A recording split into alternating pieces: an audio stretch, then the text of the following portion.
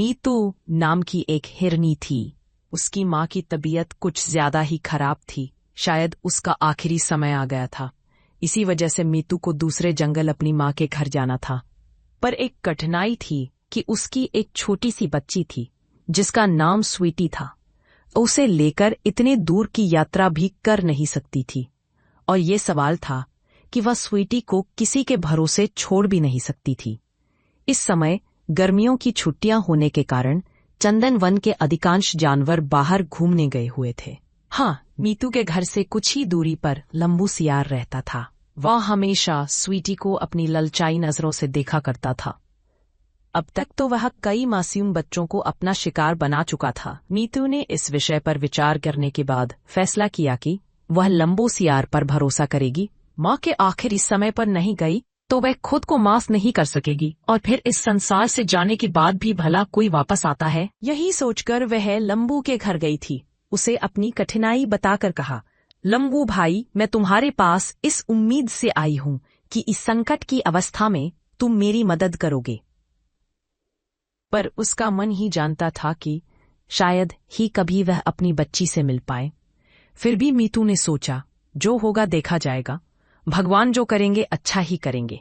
अपने मन को यही दिलासा देकर वह स्वीटी को लंबू के घर पर छोड़कर दौड़ती भागती हुई अपनी माँ के घर पहुंची थी। किंतु उसका सारा ध्यान स्वीटी में ही अटका हुआ था। इधर माँ को जैसे मीतू का ही इंतजार था। उसने उन्हें पानी पिलाया।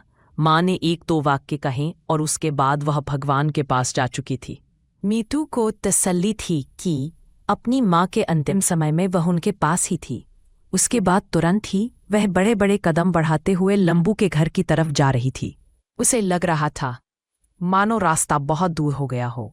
मीतू का मन इस आशंका से कांप उठा था कि कहीं लंबू ने स्वीटी को अपना भोजन न बना लिया हो। यदि ऐसा हुआ तो उसे अपने इस फैसले का जीवन भर पछतावा रहेगा। इधर स्वीटी को देखकर लंबू की जीभ बार बार लपलपाती थी। कई बार वह सोचता, जो होगा देखा जाएगा, कम से कम इतना अच्छा मांस खाकर मेरा पेट तो भर जाएगा। फिर स्वीटी के मासूम चेहरे और मीतू के उस पर किए अति विश्वास के बारे में सोचकर पीछे हट जाता था। उसे लगता, इतना भरोसा मुझ जैसे बेईमान लालची पर मीतू ने किया है। नहीं नहीं, मुझे खुद को काबू में रखना ही होगा। इससे मेरी छवि तो सुधरेगी ही और जीवन का ये पहला अच्छा काम होगा। वह ऐसा सोच ही रहा था। अभी उसकी सहेली मिली लोमड़ी उसके घर पर आई थी। आते ही उसकी नज़र स्वीटी पर पड़ी थी। उसने लंबू से कहा, इसे खाकर तो हमारी आज बढ़िया दावत हो जाएगी। क्या इतना स्वादिष्ट भोजन तुम अकेले ही हड़पना चाहते हो?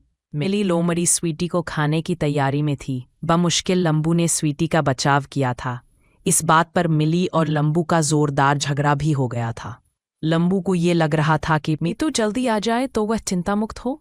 अगर उसके किसी साथी ने स्वीटी को अपना शिकार बना लिया तो सारा का सारा दोष तो लंबू पर ही आ जाएगा। वह थोड़ी देर के लिए भी स्वीटी को अकेला नहीं छोड़ रहा था। दरवाजे पर टकटकी लगाकर मीतू का इंतजार कर रहा था। ऐसे में उसने मीतू को आते देखा और एक ठंडी आह भरी थी। इधर लंबू के घर पर कदम रखते ही मीतू ने उससे स्वीटी के बारे में पूछा। वह कुछ देर तक तो चुप ही रहा। मीतू के दिल की धड़कन तेज हो गई थी। फौरन वह लंबू के घर के अंदर गई थी। वहां स्वीटी को सुरक्षित पाकर उसका दिल बाग बाग हो गया था। मीतू ने इस बात के लिए लंबू का शुक्रिया अदा किया था। लंबू ने कहा, मीतू बहन, तुमने मुझ नाचीज को इस योग्य समझा, मुझ पर भरोसा किया। हालांकि तुम तो मेरा स्वभाव अच्छी तरह से जानती कि मैंने तुम्हारे भरोसे को टूटने नहीं दिया है। मीतू हिरणी ने इस बात के लिए फिर एक बार लंबू को धन्यवाद भी किया था। अब वह अपनी बच्ची को लेकर हर्षित मन से घर लौटी थी। वह सोच रही थी कि दुष्टों के भी कुछ उसूल होते हैं। वहीं लंबू के मन में एक अच्छा काम करने का सुकून था। सीख मीतू हिरणी और लंबू सियार की कहानी किसी पर किए गए भरोसे का एक आदर्श उदाहरण प्रस्तुत करती है और यह बताती है कि दुष्टों के भी कुछ उसूल होते हैं। खोबल टीवी एनिमेशन को देखें, लाइक करें, सब्सक्राइब करें, शेयर करें।